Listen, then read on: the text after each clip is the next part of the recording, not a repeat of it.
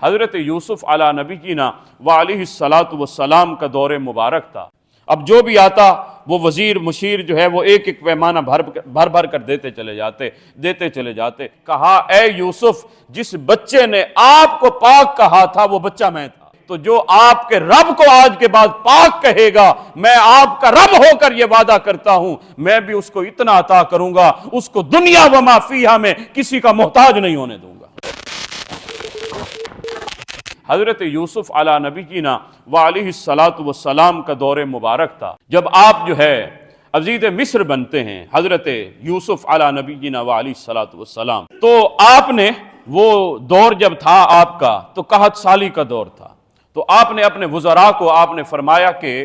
قحط سالی کا دور ہے تو گندم جو ہے وہ صرف ہمارے پاس ہے اور کسی کے پاس نہیں ہے، تو فرمایا اس طرح کرو جو بھی ہمارے دربار میں آئے آپ نے اس کو ایک ایک پیمانہ بھر کے آپ نے گندم کا دیتے جانا ہے۔ اب جو بھی آتا وہ وزیر مشیر جو ہے وہ ایک ایک پیمانہ بھر کر دیتے چلے جاتے۔ ایک نوجوان آیا، اس کو انہوں نے ایک پیمانہ دیا، اس نے کہا نہیں مجھے ایک پیمانہ نہیں، مجھے زیادہ چاہیے۔ انہوں نے کہا کیوں؟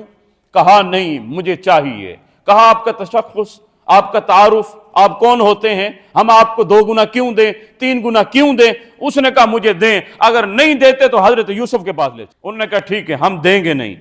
1 سے زائد ہمیں حکم نہیں ہے، ہم حضرت یوسف علیہ السلام کے پاس آپ کو لے چلتے ہیں، حضرت یوسف کے پاس جائیے، مدعا بیان کیجئے، اگر وہ مان جائیں گے تو ہم آپ کو جتنے وہ فرمائیں گے ہم دے دیں گے۔ اب وہ نوجوان لایا گیا،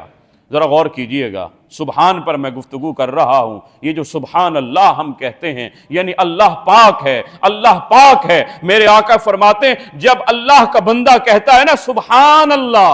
اے اللہ تو پاک ہے، تو میرا رب جواب دیتا ہے، فرماتا ہے صدقت یا عبدی، اے میرے بندے تو نے سچ کہا، میں واقعی پاک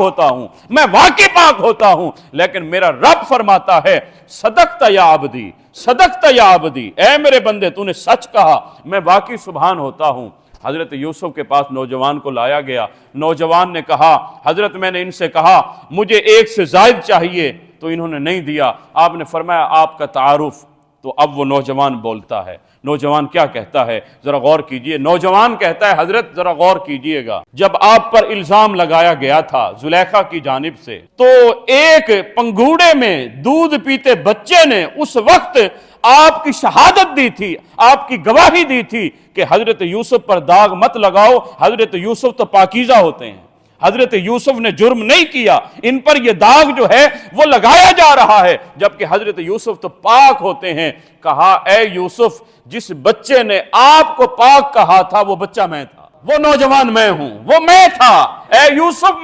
میں آپ کی گواہی دے رہا تھا۔ حضرت یوسف نے اس کو سینے سے لگایا اور اس کو چوما، اور اس کے بعد اپنے وزراء کو بلایا، اپنے مشیروں کو بلایا، کہا یہ جو نوجوان ہے نا یہ مجھے پاک کہنے والا، اس نے میری پاکی کی گواہی دی تھی، اب اس کو اتنا غلہ دو، اتنا دو، اس سے اٹھایا نہ جا سکے، اس کی جھولیاں بھر دو، اس کا سامان بھر دو۔ اللہ عز و جل نے اسی وقت حضرت یوسف کو الہام فرمایا، حضرت یوسف سے کلام کیا، اے یوسف ابھی اتنی سخاوت، ابھی تو 1 سے زائد دینے کے لیے تیار نہیں تھے، لیکن اب اتنی سخاوت فرما رہے ہیں۔ یارو حضرت یوسف نے کیا جواب دیا؟ مالک اس نے تیرے بندے کو پاک جو کہا ہے تو میں اس سے اتنا راضی ہوا ہوں، اس کی جھولیاں بھر دے رہا ہوں۔ تو اللہ نے اسی وقت فرمایا اے یوسف آپ گواہ ہو جائیں، جو آپ کو پاک کہے اتنا عطا کریں اس سے اٹھایا نہ جا سکے، تو جو آپ کے رب کو آج کے بعد پاک کہے گا میں آپ کا رب ہو کر یہ وعدہ کرتا ہوں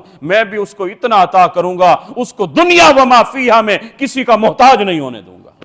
احباب ذی وقار ذرا غور کیجئے، میرا رب بھی فرماتا ہے اے میرے بندے جب تو مجھے پاک کہتا ہے نا، سبحان اللہ انسان کہتا ہے۔ میرے آقا حضرت محمد مصطفیٰ علیہ السلام نے فرمایا اللہ دنیا و ما فیہا میں اللہ اس کو کسی کا محتاج نہیں کرے گا، اللہ عز و جل اس کو کافی اور وافی ہو جائے گا۔